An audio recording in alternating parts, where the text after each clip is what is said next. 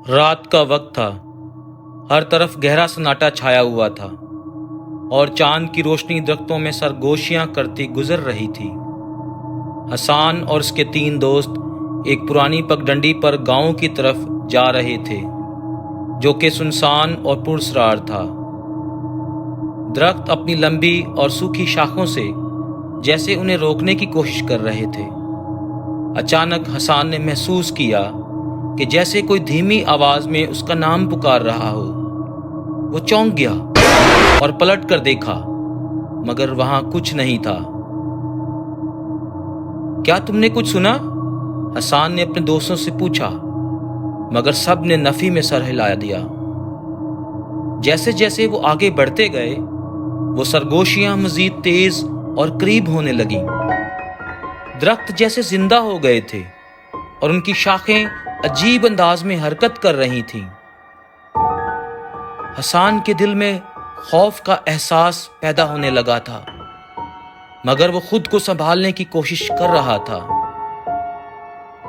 گاؤں کے قریب پہنچ کر ایک ٹوٹا پھوٹا اور پرانا درخت سامنے آیا جو میدان کے بیچ میں اکیلا کھڑا تھا۔ اس کی شاخیں مڑی ہوئی تھیں جیسے کسی پرانے دیو کی انگلیاں ہوں۔ اچانک اس درخت کے پیچھے سے ایک سایہ نمودار ہوا جس کی شکل بار بار بدل رہی تھی۔ وہ سایہ تیزی سے ان کی طرف بڑھنے لگا۔ حسان اور اس کے دوست پیچھے ہٹنے لگے، مگر سایہ ان کے پیچھے پیچھے آیا۔ ان کے دلوں میں خوف کی لہر دوڑ گئی اور وہ بھاگنا شروع ہو گئے۔ جیسے ہی وہ بھاگتے بھاگتے گاؤں میں داخل ہوئے، گاؤں کے راستے انہیں دوبارہ اسی جگہ لے آتے تھے جہاں سے وہ چلے تھے۔ وہ جتنا بھاگتے اتنا ہی راستے الجھتے جاتے تھے۔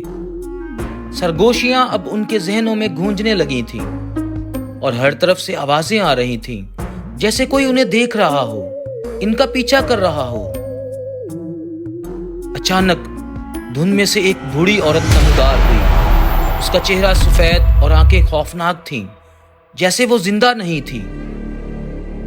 تم نے ان کی نیند خراب کی ہے، اب تمہیں قیمت چکانی ہوگی، عورت نے دھیمی اور گونجتی ہوئی آواز میں کہا۔ حسان اور اس کے دوست مزید خوفزدہ ہو گئے۔ وہ بھاگنے کی کوشش کرنے لگے، مگر گاؤں کی دیواریں اور عمارتیں جیسے ان پر بند ہو رہی تھیں۔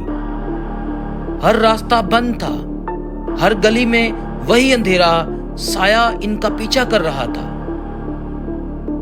حسان کو اچانک اپنی نانی کی بات یاد آئی جو اس نے بچپن میں سن رکھی تھی۔ خوف ان کا ہتھیار ہے، مگر یہ ان کی کمزوری بھی ہے۔ یہ سوچ کر حسان رک گیا اور اپنے دوستوں سے کہا، ہمیں بھاگنا نہیں چاہیے، ہمیں ان کا سامنا کرنا ہوگا۔ سب حیرت سے حسان کی طرف دیکھنے لگے، مگر وہ جانتے تھے کہ ان کے پاس کوئی اور راستہ نہیں تھا۔ انہوں نے اپنے خوف کا سامنا کیا اور جیسے ہی انہوں نے یہ کیا، گاؤں کی فضا بدلنے لگی۔ سایہ اور سرگوشیاں غائب ہو گئیں اور گاؤں کی پرانی عمارتیں دھند کی طرح غائب ہونے لگیں۔ صبح کی روشنی کا آغاز ہو گیا اور وہ سب آزاد ہو گئے۔ حسان اور اس کے دوست خوشی اور حیرت سے گاؤں سے نکلے، لیکن جیسے ہی وہ چلنے لگے، حسان نے پانی کے ایک گڑھے میں اپنا سایہ دیکھا۔